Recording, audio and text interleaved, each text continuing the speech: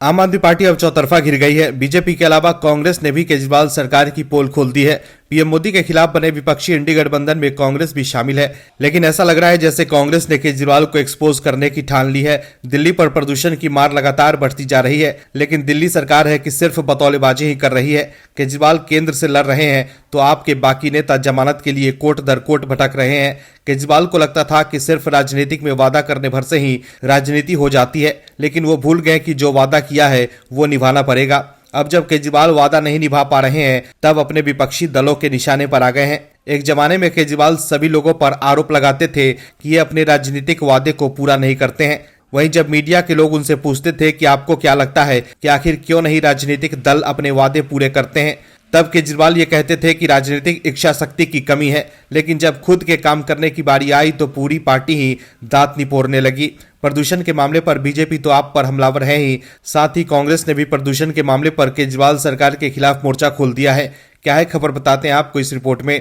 दरअसल राजधानी दिल्ली में अनियंत्रित प्रदूषण को लेकर केजरीवाल सरकार के लिए एक बड़ी मुसीबत बनती जा रही है।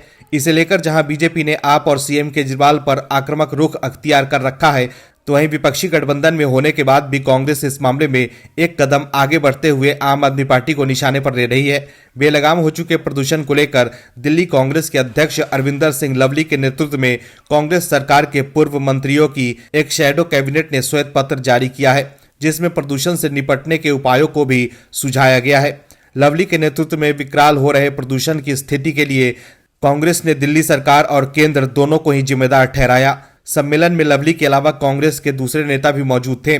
लवली ने प्रदूषण पर श्वेत पत्र जारी करते हुए उपराज्यपाल और मुख्यमंत्री से वायु प्रदूषण पर चर्चा के लिए तत्काल सर्वदलीय बैठक बुलाने की मांग की और कहा कि प्रदूषण से निपटने के लिए सुप्रीम कोर्ट की न्यायाधीश की अध्यक्षता में निगरानी समिति का गठन किया जाए, जिसमें पर्यावरण एक्सपर्ट भी शामिल हो, जो नवंबर महीने से प्रदूषण के बढ़ने के कारणों और उससे होने वाले नुकसान पर नजर रखे। लवली ने कहा कि राजधानी में सार्वजनिक परिवहन व्यवस्था को दुरुस्त किए जाने की जरूरत है, जिसके लिए 20,000 बसों की जरूरत है, जिससे लोग स्कूटर और मोटरसाइकिल का कम से कम प्रयोग करें। वहीं उन्होंने वेस्ट मैनेजमेंट को लेकर पर्याप्त योजना बनाकर काम किए जाने की आवश्यकता पर भी जोर दिया।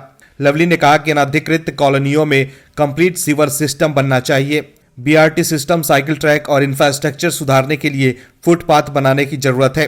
वहीं प्रदूषण को लेकर कांग्रेस नेता सोनिया गांधी को जयपुर जाना पड़ा है, जिसके बाद कांग्रेस ने प्रदूषण को लेकर आप पर निशाना साधा था। वहीं कांग्रेस के प्रहार पर आम आदमी पार्टी के नेता राघव चड्ढा ने कांग्रेस को गठबंधन धर्म याद दिलाया। राघव चड्ढा ने कहा कि सोनिया गांधी को जयपुर जाकर चुनाव प्रचार करना ही चाहिए था, लेकिन कांग्रेस की जो टिप्पणी है उसके लिए मुझे सिर्फ यही कहना है कि जिस उद्देश्य के लिए इंडी गठबंधन बना था उसके लिए एकजुट होकर चुनाव लड़ना चाहिए, एक दूसरे के खिलाफ टिप्पणी करने से बचना चाहिए। तो देखा आपने कैसे विपक्षी इंडी गठबंधन में होने के बाद भी कांग्रेस ने केजरीवाल की नींद उड़ा दी है। केजरीवाल ने जिस तरह से दिल्ली की जनता को धोखा दिया है, उसको देखकर तो ऐसा ही लगता है कि अगली बार केजरीवाल सरकार का दिल्ली में फिर से सरकार बनाना दुर्लभ हो जाएगा। Bureau report, OMH news. और भी वीडियोस देखने के लिए चैनल को सब्सक्राइब करें और बेल आइकन को दबाएं।